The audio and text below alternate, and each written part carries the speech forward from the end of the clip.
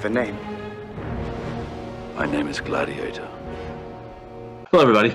Welcome back to the YS channel. So today we're going to review 2000's the original Gladiator movie starring Russell Crowe and his epic journey of fighting all around the world. Yes. So, as you already know, Gladiator was a huge success, won a lot of Oscars, pretty much put Russell Crowe on the map, and the movie revived what we know as the historical epic or the sword and sandal genre of movies. Yes. What Gladiator did and started a trend when getting historic epics is they tried to make them as historically accurate as possible, but while making them entertaining. They're entertaining because the original sword and sandal movies from the 50s and 60s, they were cheesy and full of cliches like people eating grapes, laying down on a couch while someone's playing a harp, or a bunch of pissy white British guys thinking they're emperors. Gladiator kind of does incorporate some of those tropes at the same time. It paves new ground for what a historic epic can be. Yeah. So what makes this movie so fucking great is pretty much makes it very easy to root for the good guy, which again is Russell Crowe, and he plays General Maximus, and also makes it very easy to root against the bad guy, who's the Emperor, portrayed by Joaquin Phoenix or whatever, however the fuck you say his name. Either way, the movie's told very well, whether or not you agree with its historical accuracies or not. Yes. Well, the casting of Russell Crowe and Joaquin Phoenix is probably some of the best casting ever made for a movie when it comes to bad guy versus bad guy, or protagonist versus antagonist. They were almost the most perfect polar opposites ever casted, and it shows extremely well on screen. Yeah. So again, for anybody who's pretty much unfamiliar with the plot, which ties into Gladiator 2, which is currently already out in movies, starring Denzel Washington. So, with this one, this tells the story of the Gladiator, who, again, is portrayed by Russell Crowe. He was originally a general in the Roman army, General Maximus, and he helped repel the Germanic tribes under the orders of Emperor, Marcus, Aurelius, but unfortunately, that emperor is ultimately betrayed by his son Commodos, again portrayed by Joaquin Phoenix, and when I say betrayed, he's murdered by him. And then General Maximus ultimately tries to foil Commodus' plan to kill him, and races back to his home or his villa in Spain, which was at that time part of the Roman Empire, to save his wife and his son. But he comes back home and it's too late. He finds them fucking dead. And eventually he is captured and sold into slavery to become a gladiator, and reveals himself to Commodus. He first battles in the Colosseum. Maximus becomes so popular amongst people that Commodus simply can't kill him, but arranges more fights each time Maximus is victorious. He's kind of becoming a thorn in the fucker's side. So anyhow, Lucilia and Senator Gracchus hatch a scheme to free Maximus as his army is waiting outside of Rome to overthrow Commodus. The plan is foiled, and Commodus breaks the final confrontation between him and Maximus by mortally wounding him. He just stabs the fuck out of him and throws his armor on over the wound. So like the people in the Colosseum, can't fucking tell. However, during the fight, Maximus is clearly at this point an expert gladiator, and also combat trained as a general in the fucking Roman army, is still able to get the upper hand over the spoiled little piece of shit. And he kills him. And in a bit of ironic twist of fate, the elite Praetorian Guard refused to assist Commodus, and basically General Maximus ends up killing them in their final confrontation. And of course, he also dies from his goddamn wound, and Rome becomes a republic again. Blah blah blah blah blah blah blah. The movie gives Maximus a clear enough justification to kill Commodos, and he has to go to hell and beyond to get even more close to doing so, while the Emperor is justification of becoming real Rome is explored on what he is. His father's son, whose father didn't pay not much attention to him. He had all the glory and wealth of an empire in his hands. Overall, most of the key main characters, supporting characters, are real written to the point that you like them, cheer for their victories, boo at them for their despicable behavior. Doing sadness when we see Commodos murder his frail father before our eyes. Yeah. So this movie, unlike most of the other movies we review on this channel, and again, this is like a top-notch Hollywood production, unlike a lot of the B movies and stuff. So, in a lot of ways, you could probably consider it as like the perfect movie. Again, I get to be like, I don't like Russell Crowe, I don't like the genre, fuck you. This movie is pretty much almost nearly perfectly told, like the story. You know, we as the general audience, not the Hollywood snobs, you know, we can follow along with the movie. We know what the heck is going on. It's acted out very believably. You know, like, exaggerate it just for the point of making a movie, whatever. You know, that's a fucking well-made movie. You know, and as you already been touching upon, you know, the way they portrayed Maximus and Commodos especially, they're made to be very believable, and their actions just aren't realistic, which makes them very easily identifiable. A lot of ways, we had this discussion off screen. We're talking about like how this shit ties into like what the WWE and the UFC is. You have a clear bad guy, you have a clear good guy. You know, you're supposed to boo the bad guy, you're supposed to cheer for the good guy. You know, when it's like well told and well written. Well, it's pretty much what this is 2,000 years ago. Except that it's real. It's not scripted bullshit, mostly. Yes, and here's something that most people don't know, because it's been ingrained in us forever. Most gladiator fights did not end in the death of gladiators. Usually those are rare occurrence. A gladiator did get killed in the arena, but there were at times instances where fight to the death was called for because in reality, if gladiator fights were as depicted on screen, the economy that supports the gladiators would have collapsed eons ago, and there would be no Colosseum. So I want to point that out. But anyway, Gladiator 2 is simply, which is out right now, is simply a rehash of the original, but made to be even dumber. If all is spectrum to many current movie screenplays today, and it is largely poor writing, which leads to poor characters. The characters suck in this movie, and not even Denzel Washington could save it. The movie completely ignores the point of the first movie and does character assassination not only on Maximus, but the love interest of him, and I guess Commodos, the sister, who's also his sister in the movie, as well as the movie suggests that her son Lucius is in fact the bastard son of the general turned gladiator. Yeah, well, that whole plot synopsis made you just want to fart. So, congratulations. Yeah, congratulations, viewers. Yeah. Well, with all these historic epics, you know, I mean, you're talking about, again, I don't even know how true the story is of Maximus fighting Commodos.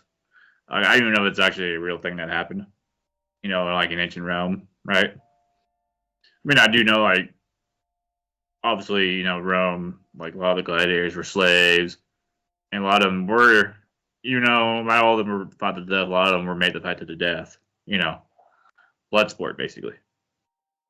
You know, so, with all these movies, some historical accuracies just have to be tossed to the wayside to tell a more compelling story. You know, I mean, they get most of the time period correct, the way the characters are depicted and how you would expect them to behave during that time period, whether they're based on real people or they're just made up as an amalgamation of multiple people from that time period. Either way, even if that's exaggerated and fucking bullshit, the first one, again, well acted, well told, well made.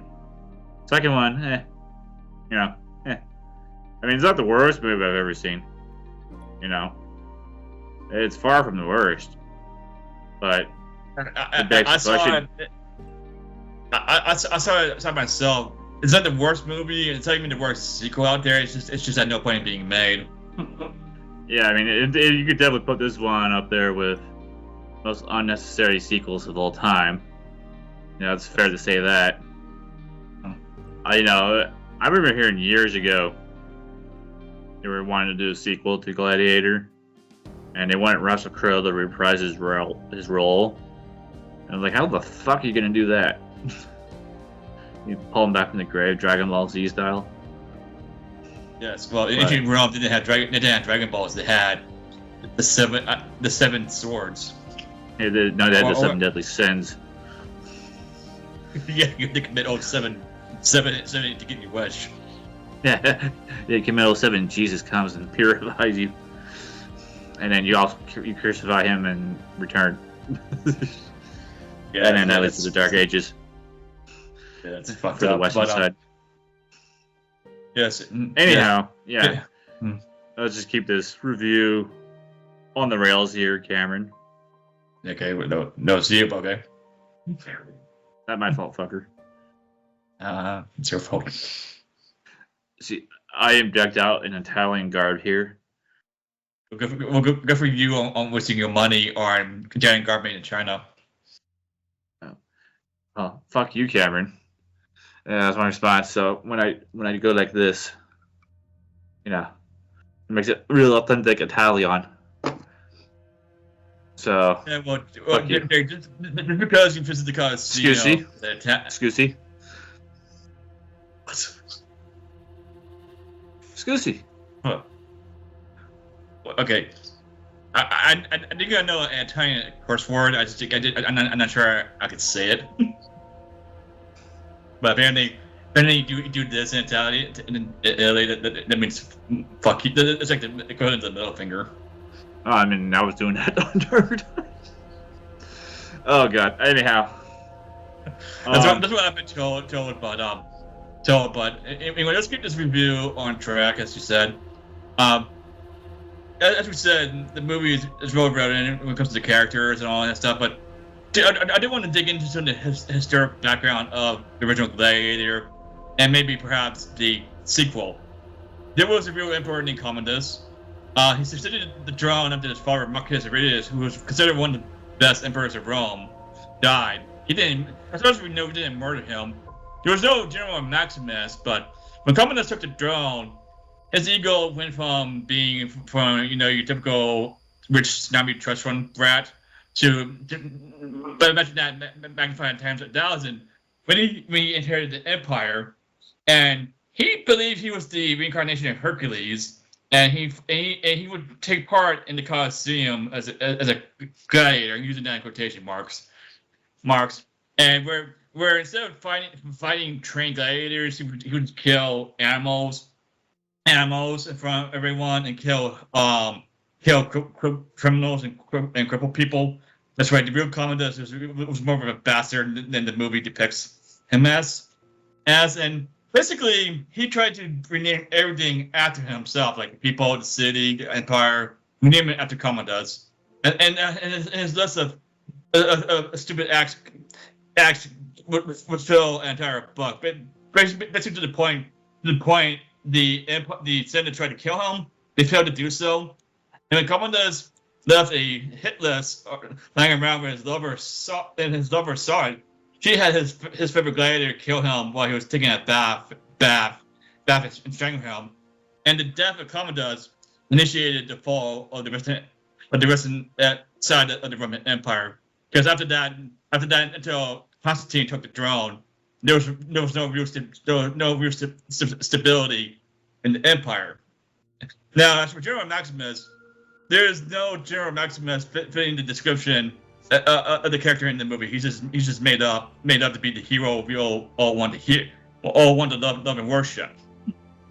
But I'm pretty certain at some point that general was turned into a gladiator at the behest of a very cruel Roman emperor. But I don't have that information in front of me. And now, some other nitpicking I'm gonna get into. In the sequel, Gladiator 2, there's a fight sequence that takes place in a flooded Coliseum.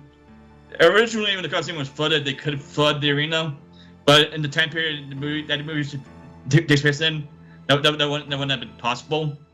And then one of my favorite aspects of the original movie is the scene where the Praetorian Guard are like emerging from underneath the Coliseum, surrounding Commodos and Maximus for the final confrontation. And it's a beautiful shot sequence. The thing is, the Praetorian Guard are all clad in purple, and in ancient Rome, purple was such an expensive color only the imperial family could afford it. And in the sequel, it suggests that the Praetorian Guard number in the thousands, and all clad in purple. And it's like it was such an expensive color that not even the emperors could afford to don an entire army in that color. Yeah, well, done my neck picking there. yeah. Well, all that sounds incredibly gay. So, which is actually suiting for some of the emperors in the history of Rome. Now, with all that said, and then with the Orange Man being elected, we can call things gay and retarded again. So, yay. Yay.